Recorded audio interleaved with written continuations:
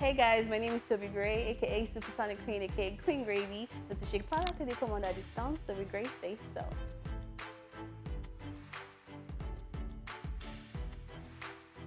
How I started in the game, so I've always loved music, but I wanted to dance. I wanted to be a dancer, funny enough. And I ended up joining the choir when I was in pre-degree, OAU, Obafemi University, where I did my pre-degree. I joined the choir late 2000 and I think 11, yes. And I was a backup singer, and I just realized that I could sing. And it's been a roller coaster ride ever since. I decided to just take it seriously, professionally, 2012. So here I am. Yeah. Definitely ups and downs. Of course, there have been so many. There has been so many ups and downs. Sorry. I've had challenges, but I think the biggest challenge I had starting out would have to be school. But then it's something I'm really glad. I'm so glad it's over right now. I'm done with school, I'm done with NYSC, and I can focus on music now. So school was my biggest challenge because balancing music and school was really tight for me. So here I am. Every Wednesday, I used to have classes by 8 a.m. and there was a time, every Thursday, I used to have classes by 8 a.m. and industry night is Wednesday, every Wednesday. And there was a time I went for industry night. I don't go all the time, but this time I went for industry night and I was there until I think 1 o'clock because it finishes early. And they don't open school gates because I was in the hostel. I decided to be in the hostel, not off campus. And they don't open school gates until 6 a.m. So I was literally roaming Lagos Island all morning. I was, going from one lounge to the other, just trying to while away time. And I got to school 6 a.m. sharp when they opened the gates. I had to hurry up to my hostel. I took a shower immediately. I slept for an hour and had to get ready for my class, which was 8 a.m. I was wearing glasses and my hair was smelling like cigarettes from the club. And I went to the class and it was a test that morning. So my morning was basically messed up because I wasn't prepared for the test. I was out all night clubbing. So I had no choice but to just write my test like that. And I remember clearly the grades were not so nice. But anyway, it's one of the sacrifices. I mean, there are times when I go for classes, I have tests, and same times I have a show to attend. So sometimes I either, go late or stab a class and go for an interview. It was crazy, but thank God I balanced it out very well. It was, and my lecturers were quite understanding. At least few of them were understanding. Some of them didn't even care if I was a singer. Regardless, they just they removed my marks for being late to class. But there were some that actually were understanding. So they would tell me, okay, you know what, get your notes from your friends, try to, catch up because I was missing out. And that was mostly for my final year. But before then, I was like a bookworm. For final year, I was skipping and stabbing classes. But thank God, I think second semester, final year, I was more settled because I just had to put all the shows on hold because exams were obviously approaching.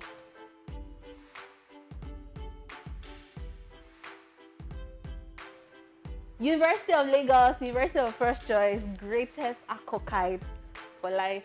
I study French language, European Languages Department. Yes, shout out to University of Lagos. I've always had a thing for languages, but I think the admission process also had its own inputs as regards my studying French.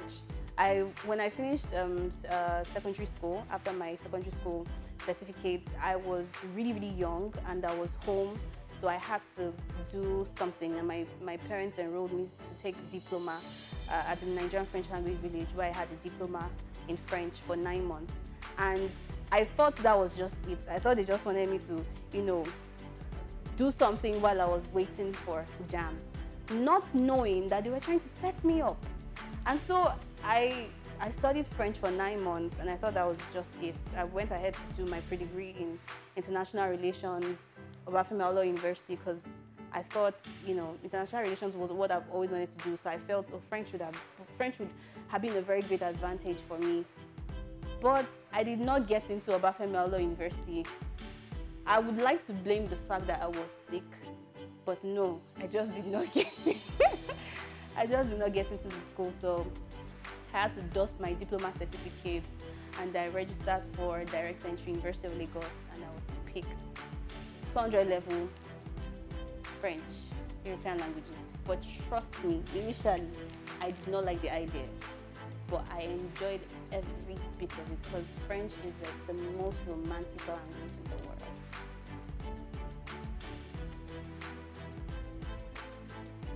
First of all, I was never signed to a record label. I've always been an indie artist from day one. I'm still an indie artist like right now. And I don't know, I don't like to involve my family in my career. I mean, from the beginning, my parents have been very, very supportive, and I think my mom was more in the forefront because I was really young. I started out at the age of 16, and I knew nothing about the industry, and I needed somebody to take me around.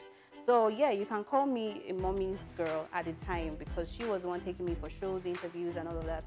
But that was just where it stopped. And I mean, every mother or every father has the best interest of their children at heart. So whatever decision I wanted to make at the time, she was always involved. She knew about it, my father knew about it, everybody knew about it. So she was probably more in the news than I wanted her to be. My family was more in the news than I wanted them to be, but it was just because I was super young and I was never signed to any record label. I just had a management that I was, working with, and we didn't sign any contract or whatever. It was more like a mutual agreement, not on paper. And we went our separate ways because we had some falling out, miscommunication. That's what I call it. This is actually the first time I'm saying we had communication issues, but I guess that's what happened. But anyway, it's all in the past. Moving on, moving train. I'm not stopping.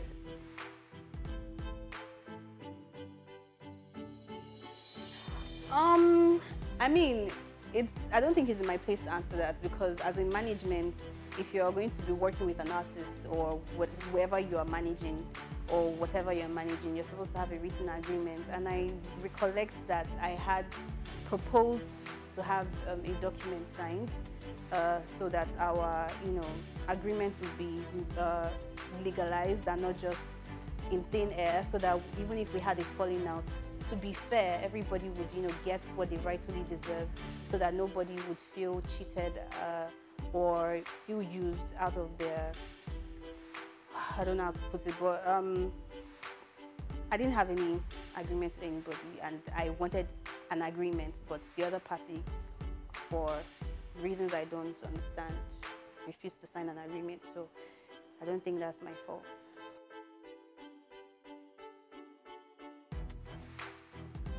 So gray is an intermediate color between black and white. So for me, black is African or local, and white is international, foreign. So what that simply means is that my music cuts across borders and serves as a balance between both extremes. So hence the name Grey.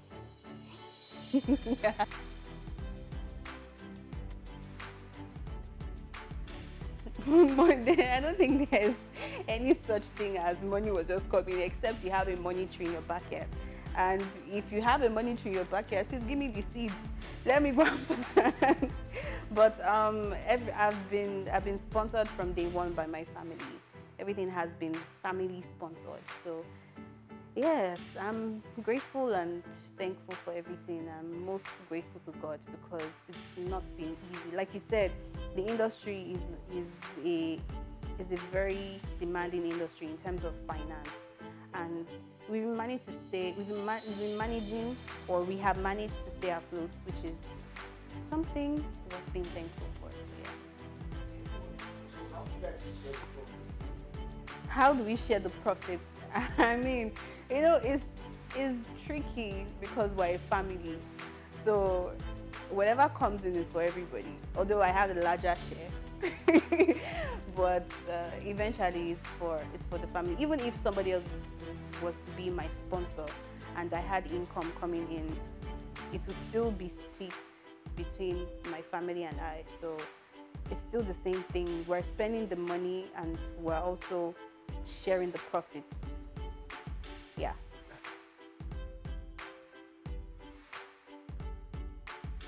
Um, before before I did the song Applaudissez, I did the cover to Runtown's Mad Over You in French, and the reception was really, really good.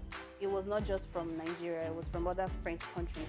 And I just did a 1 minute video on Instagram, and I got tons of requests to record the song because people wanted to hear the full version, the full French version. And so I recorded the song and I got really positive responses. And I was in the studio working, and I just decided, that was the same day I recorded Now You, and I decided, since I had really good responses from the French cover I did, maybe it would be wise for me to do something in French. And it was really nice. The reception was really nice. I remember performing at Benin Republic, and everybody went crazy when the song came on. So yes, and it definitely expanded my fan base, definitely making me reach out to French people. It's just fun when you're speaking the language you learned in school and it's not just wasting away. Yeah, French. I love French.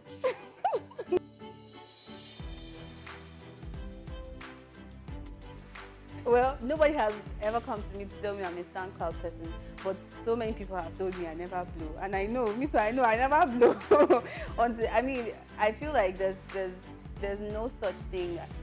Fine, the new school artists, there's a very huge difference between the new school artists and the established artists, because I just said we, yeah, I think I classify myself amongst the new school artists. We are way more experimental. We explore. We do things differently. There's so many things that, I mean, there's so many sounds you hear these days, and they are very different from what we used to listen to back in the day. All the hip hop, you don't hear hip hop anymore. There's trap. There's so many things that sounds are evolving. Funny enough, the sounds that were even around way back, like those days, those times, have come back, but in a different form. Things are not being done the regular way. Things are not being done the normal way. People are beginning to do things differently because we're in a society now where if you are just normal, you don't stand out. So I think everybody understands that now, and everybody's trying to stand out one way or the other. So everybody is doing things differently. Even the regular high life is not just regular anymore. Why not regular? I mean, nobody's regular. Nobody's regular anymore. Like, everybody is trying to do something different. So the huge difference between new school artists and should I say old school artists? Well, yeah, is the fact that we are more experimental. We are no longer normal. We are now very, very abnormal, which is nice. I mean, normal is boring, you know. It's nice to have a variety. It's nice to have different people doing different things. And now the market is wider. So now people who like different things can identify with what they like. So we don't have to like force ourselves to stick to one particular genre. Everybody now has varieties, choices to make. So I think that's the difference.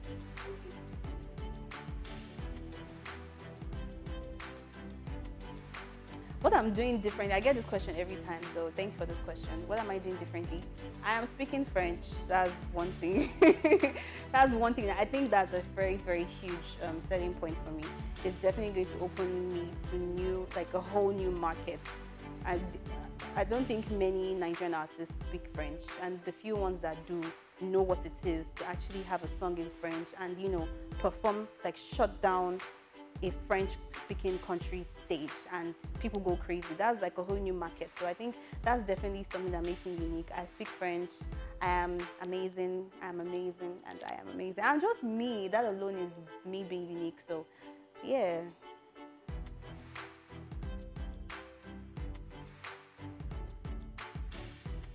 I mean, every time, you know, right now I'm just frustrated answering this question because I get this question all the time. Do you think female artists have to work twice as hard? I mean, there's some male artists that are not there yet as well, because the game is not easy. You have to work hard. You need the proper, you know, platforms. You need the proper financial capacity to actually move forward. It's not all guys are there. There's some guys that even way they're way behind. So I feel like everybody needs to look at it from the perspective as us being artists first before being female artists or male artists, because the craft is what is important, not the gender.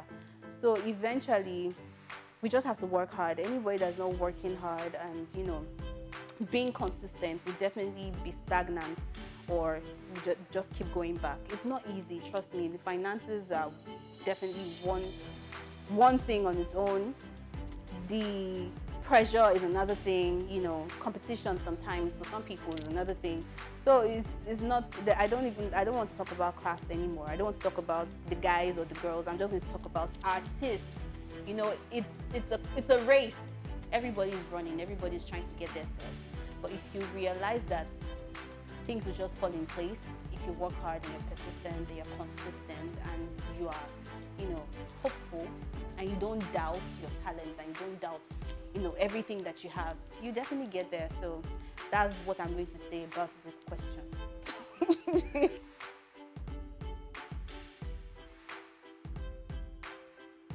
Oh boy, you know, there was a time somebody asked me this question, if I have competition in the industry, and I said no, and the person almost slapped me. The person was like, what about all these girls, all these guys? What do you mean? I didn't know your competition. And I mean, people see things differently. It's based on perspective. You have your opinion, I have mine. I choose to say I don't have a competition because I'm focused on where I'm going. I don't have time to look left or right on who is chasing me or who I'm chasing. I'm just focused. So I assess myself every time I stop or calm down. I'm like, okay, where am I now? How far have I come? How far do I still have to go?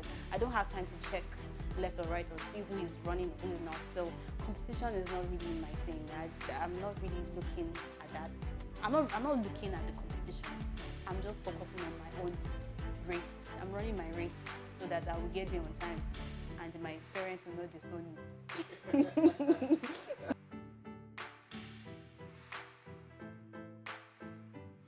Okay, I have not taken a break, but I think it seems like I have taken a break because I'm probably not out there as I used to. And that's because I'm constantly in the studio working 247 so much that I don't really go out as much as I used to. So I'm being a studio rat right now because I'm trying to give my fans the best.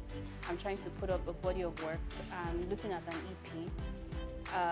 Before the year runs out, hopefully I will, have an EP out. But I'm also working on a collaboration that has been here for me.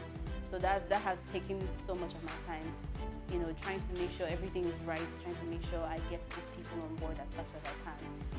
Yeah, so just watch out.